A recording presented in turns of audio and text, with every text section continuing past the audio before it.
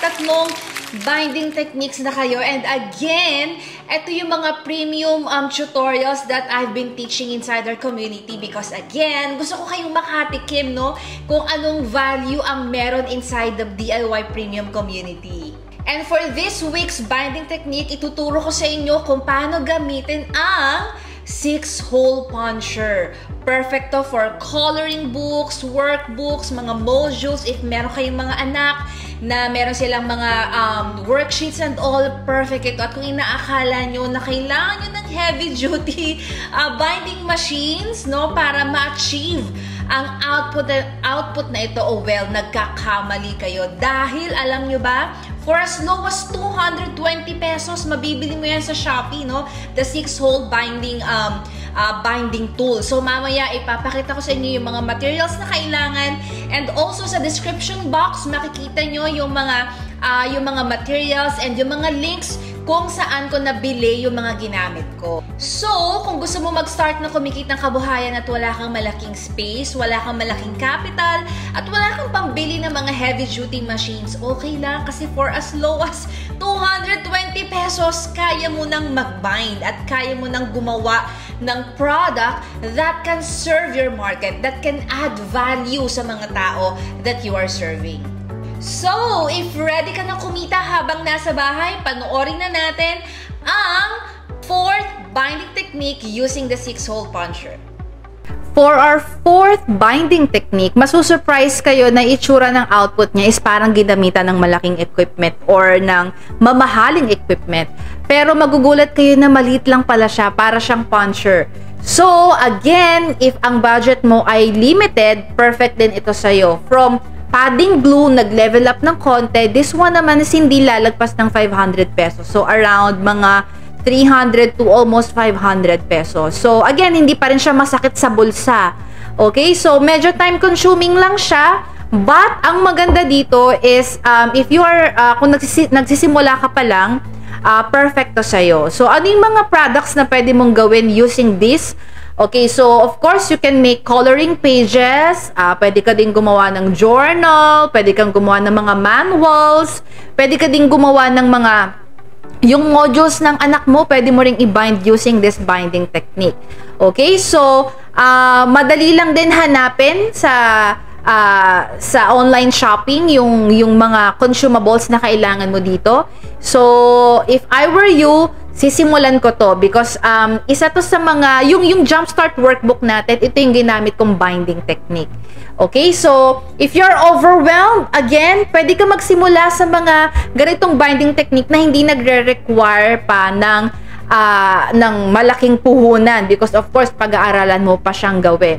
So again, if limited ang budget, this is perfect for you. So alam ko, excited kayong makita kung paano ginagawa our 4th binding technique. So, let's go! Hep, hep, hep! Teka muna, bago tayo magpatuloy sa actual workshop, if you are serious, no, kung seryoso ka na kumita habang nasa bahay, I'm inviting you inside our premium community. I'm telling you, hindi lang mga ganitong klaseng tutorial ang matututunan mo. Hindi lang ba sa mga advanced binding techniques ang matututunan mo inside. Hindi lang ba sa mga inspirations and mga tips ang makukuha mo. Alam mo ba, meron din kaming mga business toolkits like kunyari pricing, costing calculator, mga business trainings like about marketing, about branding, about being the best CEO and all. So, lahat ng kailangan mong trainings for you to jumpstart, to operate, to launch, and scale your kumikitang kabuhayan habang nasa bahay. Nandito yan lahat inside our DIY Premium. At hindi lang yan, thousands of ready-made and raw illustrations, no, na mga digital products and digital resources na pwede mong pagkakitaan agad-agad. Yes, you don't need to start from scratch. At pwede mong gamitin yung mga binding techniques na ituturo ko sa inyo para gawin yung mga products na yon. At hindi lang yun, tuturuan ka din namin kung paano magbenta. Syempre, kahit gano'ng kaganda yung product mo, kung hindi ka naman nakakabenta, kung wala kang sales, then ang hirap magpatuloy ng business, no? So again, if you are interested, I have details below. And of course, we have mga coaching din inside the community. So, sobrang excited akong makita ka inside our community. And hindi ko na ito patatagalin. We will continue sa ating actual workshop. And by the way, huwag kayong aalis. Make sure to finish the video dahil I have 2 special surprises and 2 good news para sa inyong lahat. So, make sure na tapusin ang video dahil meron akong surpresa sa inyo. Kung inaakala nyong nakaka-intimidate ang materyales ng binding technique na ito, well, nagkakamali kayo dahil hindi complicated, no? Ang kailangan lang natin ay double-sided photo paper. Of course, it should be 220 GSM. It could go beyond, pwedeng 250 or 300, pero hindi dapat hindi bababa ng 220 GSM because we will be using it as a cover. So, dapat pag cover, mas matigas dapat siya, okay? So, ito yung equipment na gagamitin natin. Wow, equipment talaga. So, this is the tool that we will be using. This is a 6-hole puncher. Okay, para siyang puncher. Okay, but ang pinagkaiba ay 6 yung holes niya at hindi 2. Ito naman yung binding material na gagamitin natin. It's made of plastic. So, it comes in many sizes, but this one I think is the smallest. It also have different colors. Okay, so my white, my pink, my orange. Okay, so make sure that your photo paper is 220 GSM, ha? Okay, so also we will be needing a photo top to protect our cover. So this is a cold laminating film in matte finish, and of course we need our bond paper. This is paper 1. Okay, so this is 80 GSM.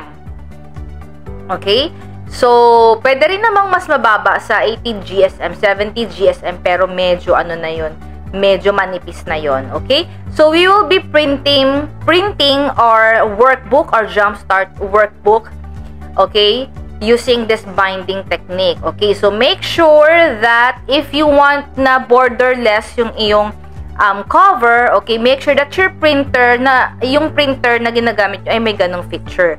So for me, I'm using a Canon G3020, meron siyang borderless feature. At doon sa setting, no, sa print setting sa media, I can choose yung A4 borderless kasi meron diyang A4 pero hindi siya borderless. So dapat you choose A4 borderless and make sure that what you're printing is in JPEG format. Okay? And then kapag hindi A4, hindi siya magbo-borderless. Okay? So, for the setting naman, okay, it's photo paper and it's normal. Hindi naman siya best. Okay? And then, for the content, I'll be printing it using my Maxify, Canon Maxify, and I'll just print it on paper. Okay? Then, hihintayin natin ang output niyan habang piniprint natin. Okay? So, as you can see, ganyan ka-colorful yung ating content and kaya yang i-cater ng ating printer, ng ating Canon printers. Okay, nagustuhan ko sa Canon printer, malapit yung kulay niya, sakto yung kulay niya. Kung ano yung nakita mo sa screen mo, sa monitor mo, yun talagang lalabas sa printout mo. Okay? So, tested and proven ko na yung yung Canon na yun. So, pag paper products, most of the time, ang gamit ko talaga is Canon printers. Of course, I have other printers na iba naman ang purpose nila.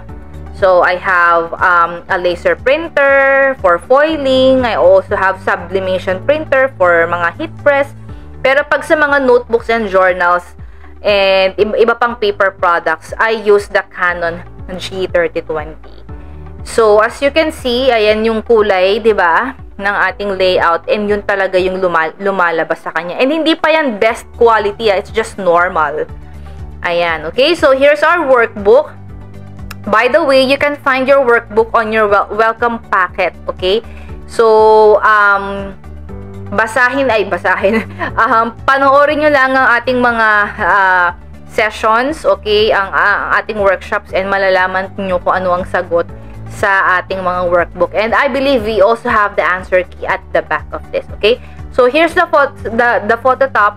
So, tatanggalin mo lang yung backing niya, pero wag mong tanggalin yung buong backing kasi magbabubbles. Dapat konti lang, enough lang para mai-apply mo yung upper part, okay? Yung upper part ng photo top doon sa iyong printed na cover. Okay? So, ganyan lang siya ka-easy. Kahit wala ka laminating film, pwede mo tong gawin. Okay?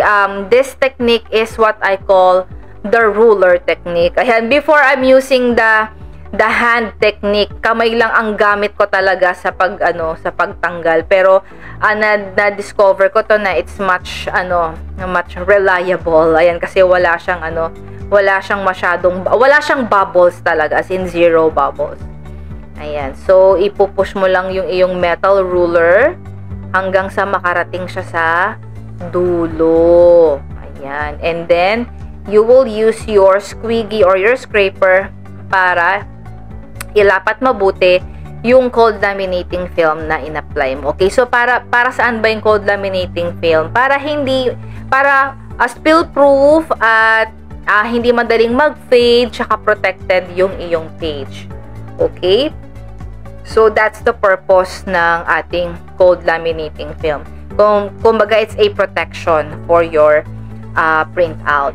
Okay? Pero kapag exposed pa rin siya sa sunlight, meron siyang direct na exposure sa liwanag, okay, kahit naka-phototop pa yan, paglipas ng panahon, mag-fade pa rin talaga yan. Okay, so right now, what I'm doing is, tinitrim ko yung mga excess na film or na phototop.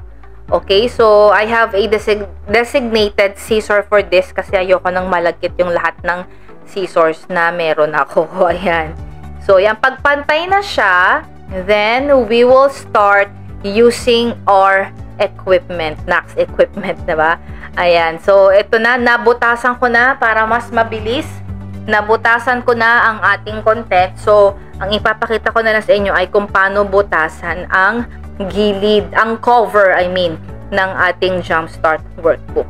So, here, pwede ka mag-punch ng kahit anong sizes. Makikita mo dyan, may iba't ibang sizes ng paper. Okay, so ipapasok mo lang yan sa gilid at itatapat mo isasagad mo yung paper mo dun sa red na bilog. And then, ipapunch mo siya. Ayan, kaya siya 6 hole kasi 6 yung butas niya. And then, nakikita mo yung bilog na yan ang guide mo. Ipapasok mo yung second to the last dun sa bilog na yun at ipapunch mo ulit. Yan ang pinaka-guide mo para magtuloy-tuloy yung butas, walang puwang. Okay?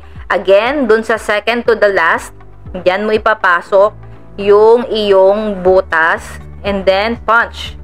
Ayan. Very good. Ganun ulit. Ulit lang. Sa second to the last and then make sure nakasagad, then punch. Ayan, ang ganda ng pagkakapunch niya. Akala mo malaking binding machine yung gamit, pero hindi. Handheld lang pala. Ayan, so, punch ulit. Yun. Okay, so medyo matagal lang siya kasi syempre, pa isa-isa lang or pa ilang-ilang pages lang yung pwede mong i-punch. Ayan, pero for starter, para sa mga nagpa-practice pa lang or nag-explore pa lang kung anong binding technique ang bet nyo, so pwede na yan. Hindi ka lugi kung hindi mo siya type in the future. Kasi magkano lang naman siya, wala pa siyang 300 pesos. So, ito yung content natin.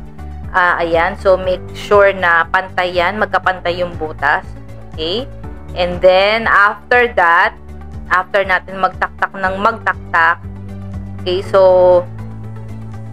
talagang ayaw kong tigilan sa pagtaktak para sigurado talaga na pantay na pantay. Okay, so gagamitan na natin ngayon yung ating plastic rings. Okay, so sobrang dali lang nito, ipapasok mo lang sa butas tapos isasara mo, ganun lang siya ka-easy. Okay, so hindi mo pwedeng gamitin dito yung ibang consumables like the double loop wire, ayan, kasi ito lang talaga yung yung consumable na pwede dito. Okay, so pag bibili kayo, make sure na pang KW Trio talaga. Okay? So, ganun lang siya. Isa-snap mo lang siya. May maririnig ka dyang tunog. Ayan, na para siyang naglalak. Okay? Ang maganda rin dito sa binding technique na to ay refillable din ang page. Kung may gusto kang palitan, may gusto kang idagdag, Hindi mo kailangan punitin or sirain yung bind mo kasi pwede mo siyang itanggal kabit. Ayan. So, maganda naman ang kanyang pagkakabutas. Perfecto for mga workbooks, manuals. Ayan, dyan siya bagay. Excited akong makita ang output nyo. Patingin ako.